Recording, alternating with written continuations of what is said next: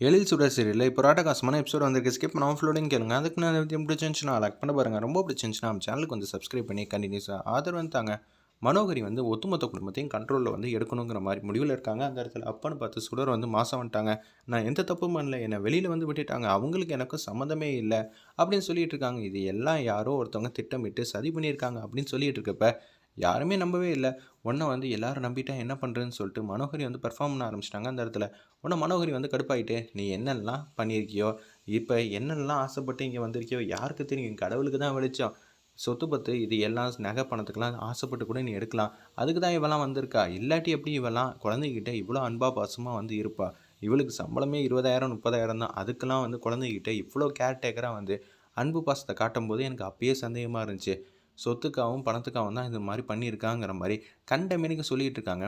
மனோகரி அந்த இடத்துல அஞ்சலி பாப்பா வந்து அழுதுகிட்டே இருக்காங்க. ஏமா, நான் வந்து உங்களோட பணத்துக்கும் நகைக்கும் ஆசைப்பட்டிருக்கேனா? இந்த குடும்பத்தில் நான் ஒரு விசுவாசியாக தான் இருந்திருக்கேன். என் பேர் ஒரிஜினல் பேர் சுடர் தான். அதை நான் மாற்றுக்கிறதுக்கு இடமே இல்லை. எனக்கு இங்கே வந்ததுலேருந்து பிரச்சனை மேலே பிரச்சனை. சர்டிஃபிகேட் இருந்தால் மட்டும்தான் வேலைன்னு சொல்லிட்டாங்க. அதனால் மட்டும்தான் என் ஃப்ரெண்டு சர்டிஃபிகேட் வாங்கிட்டு வந்து நான் இது மாதிரி பண்ணேன். சர்டிஃபிகேட் காணாமல் போச்சுன்னு சொன்னால் இவர் உள்ளேயே விட்டுருக்க மாட்டார். அதுக்கப்புறம் நடந்த சவாலில் நான் குழந்தைய 30 நாளில் வந்து கண்ணும் கருத்துமாக இருந்து வச்சு பார்த்துக்கிட்டேன்னு உங்களுக்கு நல்லா தெரியும் இல்லைம்மான்னு சொல்லி எழிலோட அம்மா கனகவல்லிக்கிட்ட ஏகப்பட்ட வாட்டி போராடுறாங்க. உங்களுக்கு தயவு செஞ்சு சொல்லுங்கம்மா, நான் திருடி இல்லை. ஆமாம்மா, நீ பணத்துக்காகவும் நகைக்காகவும் ஆசைப்பட்டதே இல்லை. இருந்தாலும் நான் உனக்கு சப்போர்ட் பண்ணுற நிலைமையில் நானும் நடந்துக்கல, நீயும் நடந்துக்கலங்கிற மாதிரி இனிமேட் நீ வேண்டாம், இந்த வீட்டை விட்டு போயிடுங்கிற மனநிலைமையில தான் ஒட்டுமொத்த குடும்பமும் இருக்காங்க. ராமையா, நீங்களாவது சொல்லுங்கள். அவர் எதுவுமே சொல்ல முடியாமல் தர்ம சங்கடத்தில் வந்து இருக்காங்க.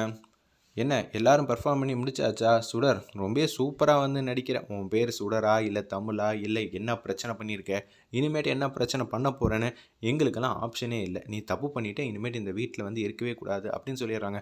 எழில் சார், தயவு செஞ்சு சார், நான் கெஞ்சி கேட்குறேன். நான் குழந்தைங்களுக்கு அன்பா பாசமாக இருக்கணும்னு தான் நினச்சேன். நான் இருக்கிறதுக்கு பாதுகாப்பான இடம்னா அது இந்த வீடு தான். பார்த்தீங்களா, அவளை இந்த வீட்லேயே தான் குறிக்கோளாக இருக்கா. அப்போனா இந்த வீட்டில் இருக்கிற ஏதோ ஒரு பொருள் தான் அவளுக்கு வந்து கண்ணில் வந்து உறுத்துது. இனிமேட்டு இப்படியெல்லாம் அவளை வச்சுக்கூடாதுன்னு சொல்லிட்டு மேலே கொடுக்கணும்னு போகிறாங்க. அந்த இடத்துல நம்ம மனோகரி பையை தூக்கிட்டு வந்து கொடுக்குறாங்க. நீயா மரியாதையாக வெளியில் போயிடு. எழில் சார், தயவு செஞ்சு சார், நான் சொல்கிறதெல்லாம் கேளுங்க. நீ என்கிட்ட போய் சொன்னியா இல்லையா? நான் எந்த விதத்துலையும் தப்பு பண்ணவே இல்லை.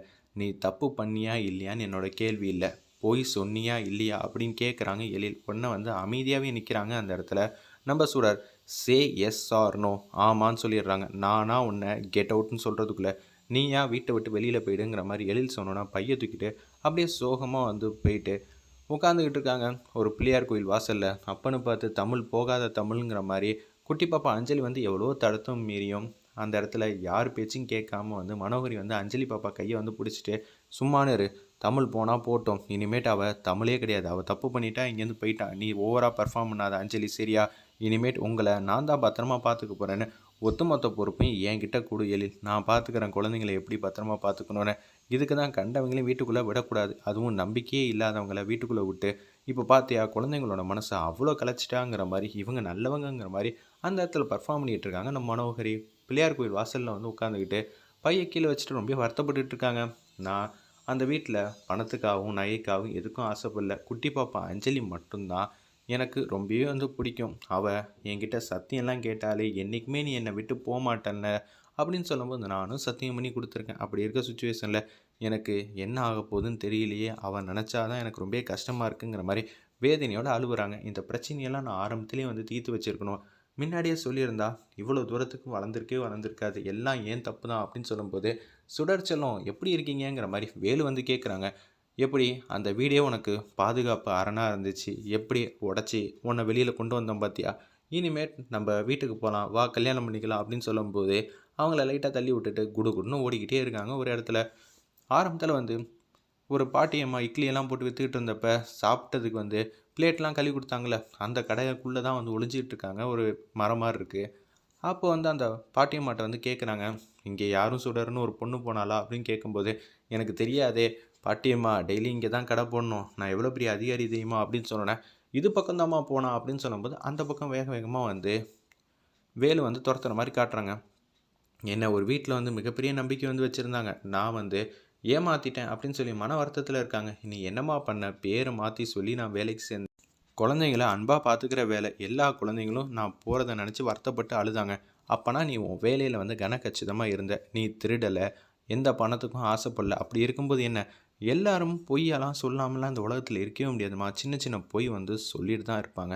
ஆனா, அந்த பொய் நல்லதா கெட்டதான்னு பார்க்கணும். உன்னோட சந்தர்ப்ப சூழ்நிலை அது மாரி அமைஞ்சு போச்சு. அதனால கருத்துக்கலாம் இங்க சொல்றதுக்குலாம் ஒண்ணுமே இல்லம்மா. உன்ன புரிஞ்சுகிட்டு குழந்தைங்க ஃபீல் பண்ணி அழுதாங்கல்ல, அதுதாம்மா உனக்கு கிடைச்ச வெற்றி. நீ அடுத்த வேலைய போய் பார்த்துக்க. அதுவரைக்கும் நான் உனக்கு அரணா இருக்கேன்னு சொல்லி, பாட்டியம்மா அவங்க வீட்டுக்கு வந்து கூட்டிட்டு போறாங்க சுடர. அஞ்சலி பாப்பா மட்டும் சாப்பிட வராம அடம் பண்றாங்க. நம்ப மனோகரி வந்து கேட்குறாங்க டைனிங் டேபிள்ல, "அஞ்சலி பாப்பா எங்க? வரவே மாட்டேங்கிறான்னு."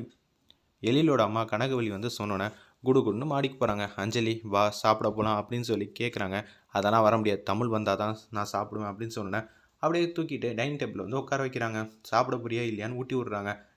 எனக்கு தேவையே இல்ல." மூஞ்சிய திருப்பிக்கிட்டு கியூட்டா அழகா வந்து பெர்ஃபார்ம் பண்றாங்க. "எனக்கு தமிழ் தான் வேணும்" அப்படின்னு சொன்னோனே, குடுகுடுன்னு மாடிக்கு வந்து போறாங்க.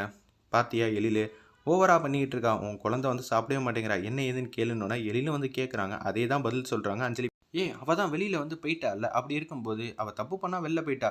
நீ தான வந்து தொரத்துன. எனக்கு என்ன பண்ணியோ, எது பண்ணியோ தெரியாது. நீ தான அனுப்பிச்சு வச்ச. அதனால நீயே தான் இந்த வீட்டுக்கு வந்து சுடர வந்து கூட்டிட்டு வரணுங்கிற மாரி அஞ்சலி பாப்பா